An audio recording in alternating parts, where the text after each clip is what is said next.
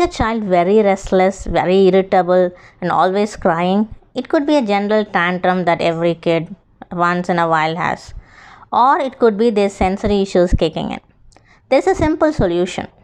Ask your child to lie on the mat. Initially, the child might refuse to lie face down or refuse to lie down at all. Any position is fine. The idea here is to make your child stay in a comfortable position. Take a therapy ball. Start applying pressure through the ball. Press, release without any delay. Now press, stay pressed for a second or two and then release it. Now roll the ball with adequate pressure from the shoulder to the toes. This pressure will not hurt your child. If your child is uncomfortable with the pressure, he can get up and move away at any time he wants because you are not restricting his hands or legs. The pressure is what is going to calm down your child. So do not restrict the pressure.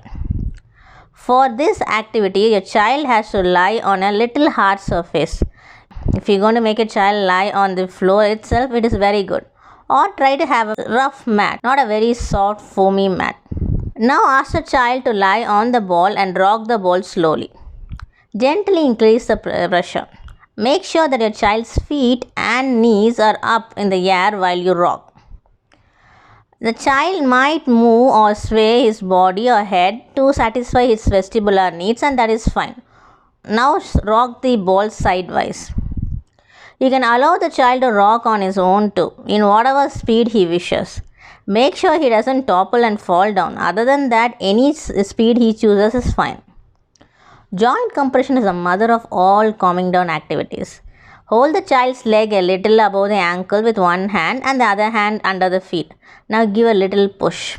You are basically compressing the ankle joint. Give 10 compressions and leave it. You can also start with the toes and then go on to the ankles. For the knees, there are two options. Either you can hold one hand up the knee and one hand down the knee and press it to give a compression. Or you can make the child bend the knees and compress from the ankle. If your child doesn't want to continue an activity at any point of time, leave it. There is no point in forcing your child to do a calming down activity.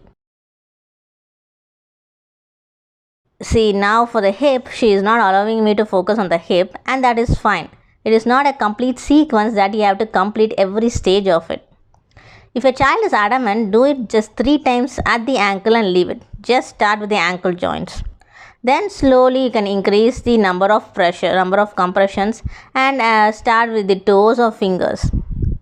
Play a little music in the background or you can sing to your child. There should be no visual distractions like TV or mobile.